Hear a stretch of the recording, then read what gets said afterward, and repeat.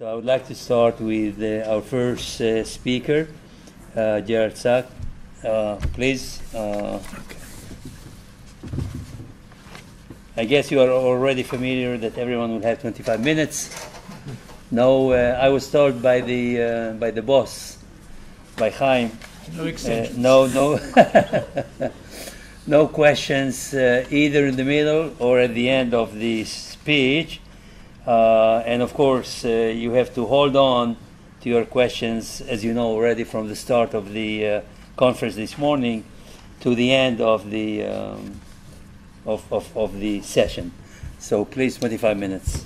Thank you. I want to thank Dr. Schwerber for giving me the opportunity to present something to you, which I think, as Monty Python would have said, will be something completely different to what you've heard.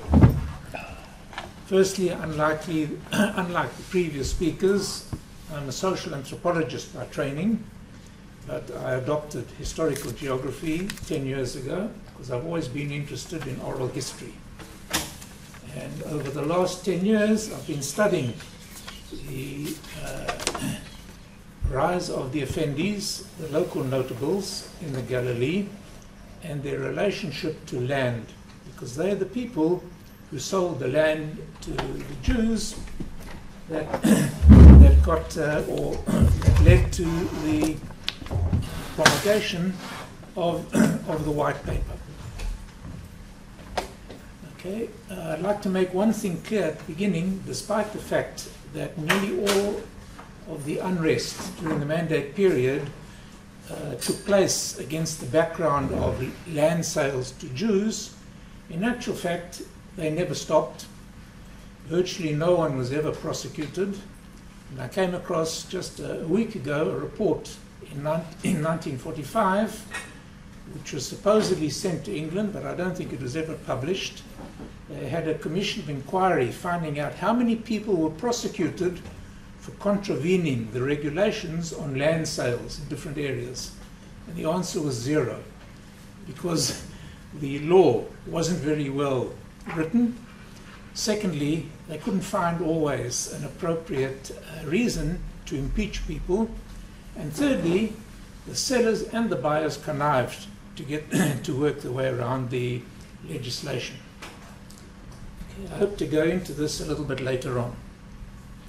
Okay, as you know, the 1922 White Paper was published after about a year and a half of serious unrest, which the occupying power didn't know how to cope with, because the people who were supposed to impose civic order were soldiers. They weren't trained in rioting and crowd control techniques. And Winston Churchill had quite a clever idea. Just before the White Paper was published, as we heard from your lecture this morning, Ireland was granted its independence.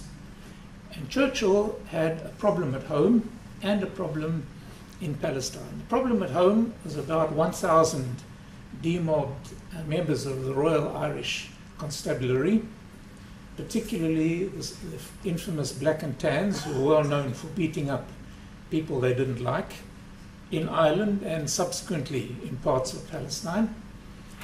So he decided to use their experience in crowd control and putting down riots to make life a little bit easier for him here. Also, he could save a lot of money because the salary scale he offered them was exactly half of what they'd been getting in Ireland. But nonetheless, he had virtually no problem in enlisting nearly 750 ex-constables and officers to form the new force. And then he had the question of who to put at the head, because he realized it was politically quite sensitive for reasons that we've heard during the course of the day. And he chose somebody who I got to know quite by accident, called Brigadier General John Angus MacNeill. Okay, he fought with Churchill in the Sudan at the end of the 19th century and actually illustrated Churchill's book on the Sudan campaign, The River War. which I discovered quite by accident when I decided to investigate what his connection was with Churchill. Because why pick somebody like that who was a relative unknown? It turned out that in Allenby's campaign, he was decorated for getting his superior officer out of a very sticky situation, and he was promoted from colonel to brigadier general, which is quite a big jump. I had first heard about him from some informants in the village of Mazra, which is about 6 kilometers north of here. And I met people who knew him when they were young kids, and they told me about him. I then heard from another local who told me that he'd heard stories that he was a friend of Churchill's, and this squared. So when I started digging back into Churchill, I found the connection. The connection was the Sudan, and also the fact that he was a decorated officer. And thirdly, unlike most of the officers of the Mandate Army, he actually lived in what was Palestine for several years. So he was tasked by Churchill with establishing the unit, and Churchill, although he was very pragmatic, sometimes he was a little bit romantic. One of the people who studied the rise of the Palestine Gendarmerie said Churchill had this love affair, intellectual love affair with the Royal Canadian Mounted Police. Their formal designation was the Royal Canadian Gendarmerie. That's where it comes from.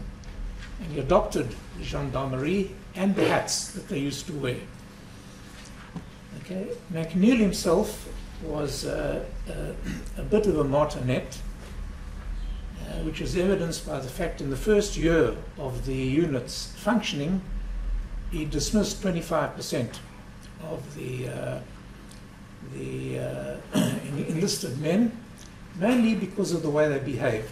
Okay, he was a martinet, but he took his job very seriously, and within 6 months of the beginning of the unit's functioning, everything was hunky-dory in Palestine, quiet, no riots, no unrest, nothing. The force, as I said, was about 760 strong, including McNeill and three or four officers. Most of them were constables or privates. They took their work quite seriously, although there was a revolt against his, it was rather straight-laced and square. The gendarmerie was spread over 3 main areas. One was in Nazareth, where there were 4 platoons. Okay. I think the reason Nazareth was chosen, although I haven't found any information to bear this up, was at the time there were a lot of land sales in the area around Nazareth. So it's quite likely that there could have been a lot of agitation. There were 2 units of cavalry, for some reason or other, in Ramallah. And the main force under McNeill served in Jerusalem. The interesting thing is they were established in 1922 and disbanded in 1926. So they only lasted 4 years. Their 2 jobs were to keep the peace and to police the borders, which they did apparently very efficiently. Okay. Keeping the peace was quite easy for them because they had had a lot of experience with more volatile, I think, and better organized Irish dissidents. And quite a few of the researchers who studied the Palestine Gendarmerie, they're not many, they're about 8 all over the place, stressed that basically after 6 months they had nothing to do until they were disbanded. Okay. After they were disbanded ostensibly as a cost-cutting measure, but also about half of them were allowed to re-enlist in the Jordanian frontier force. Okay, and we'll come back to them in a moment because this links up afterwards with the functions moment. Always press too many. Okay. So these were the officers of the Palestine Gendarmerie. The third from the left was their leader, Captain Angus John McNeill. Next to him was Lord Plumer, who was the High Commissioner. And he decided to disband them shortly after this photograph was taken. And in order to save money, most of the NCOs, non-commissioned officers, and the officers were absorbed into the Palestine Police. The Palestine Police had been established in 1921, and basically until they got their correct leadership and tactics, they hadn't done very much. They were totally at sea. Okay. After he was relieved of his command, he came to live in the village of Masra, in that rather decrepit building you see over there. This is a photograph, actually, I think, must have been exactly at the time McNeill moved to Masra. His wife was a Baha'i. He rented that house, which turned out to have been the building where the Baha'i leader, who'd been imprisoned in Akko at the end of the 19th century, was allowed to move by the Ottomans, provided he stayed there under house arrest. He lived there for about 8 years, and then he moved to the Baha'i Gardens, which people know better over here. This building has been conserved recently by the Baha'is? About 9 years ago, yes. Okay. You'll see it in a moment. Just a point of interest is the aqueduct. This is part of Solomon I's aqueduct from Kabri, which provided Akko with water. And if you're driving home and you're going in this direction, you'll see what looks like a triangular structure. That was the end of the aqueduct, after which it went underground to Acre. Okay, this is the house, like you said, as it is today. If you look just on the left of the house is what looks like a low wall. Okay, that wall was a biara. It's Arabic for a water reservoir for agriculture. Okay, it was because that was right next to the aqueduct.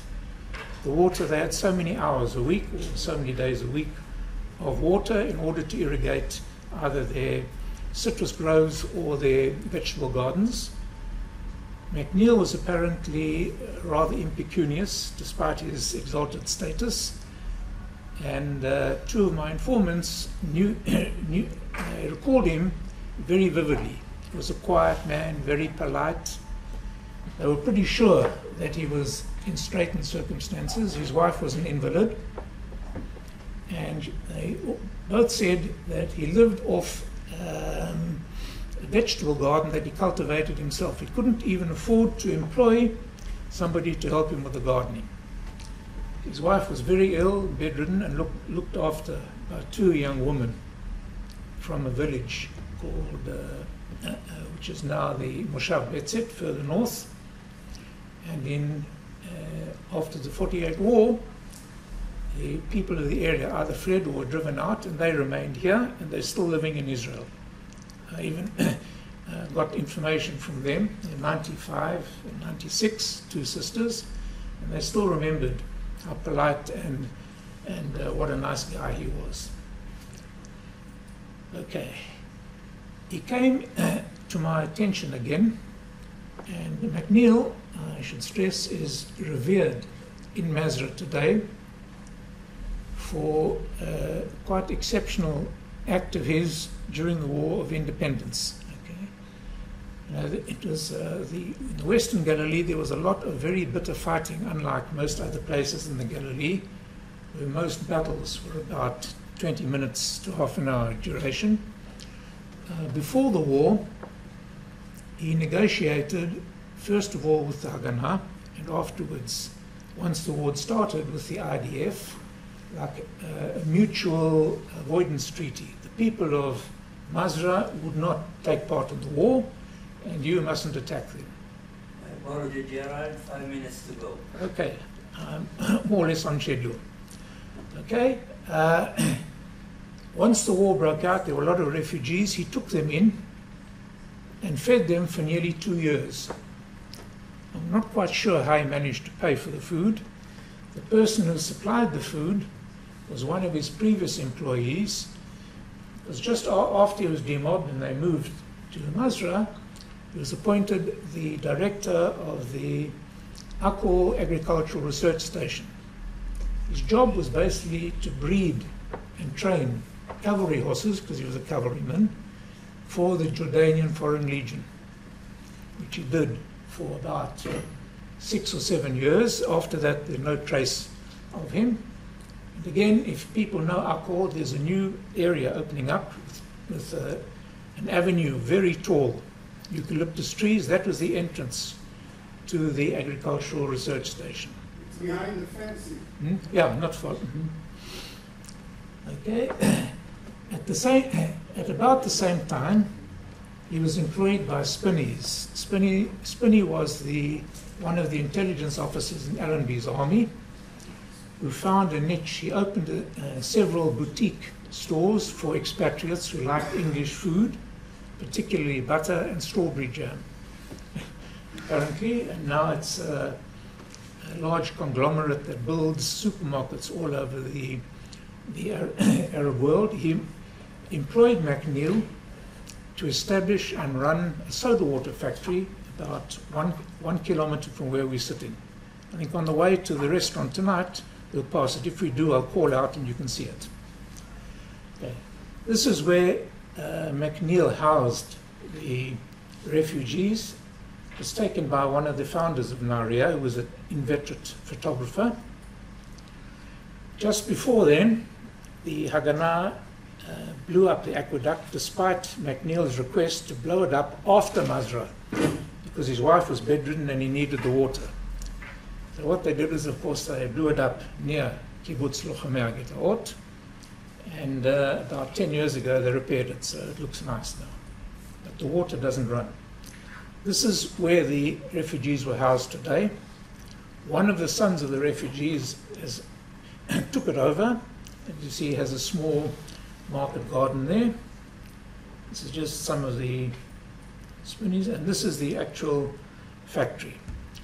The factory ceased production at the beginning of the War of Independence, after which one of the kibbutzim in the area looted it, took the equipment and established a soda water factory, which ran quite happily till 1950, when they started importing, and it disappeared. Okay, so that's a bit about the history of the area. I want to just go back to the point I started with. This is some idea of the Jewish purchase of Arab-owned land. If you look, the very early ones during the Ottoman period are yellow. The orange ones are about the time of the 1922 white paper, which explains the unrest which led to the establishment of the Gendermerie. Okay, I thought it would be interesting to hear a micro view of the implications of the 1922 paper, as seen by the eyes of people who lived through it. Because we normally look at documents and we look at the macro view of governments and social order and all that. And of course, the Mikhlala here is right in the middle of where all of this took place. Okay, thank you.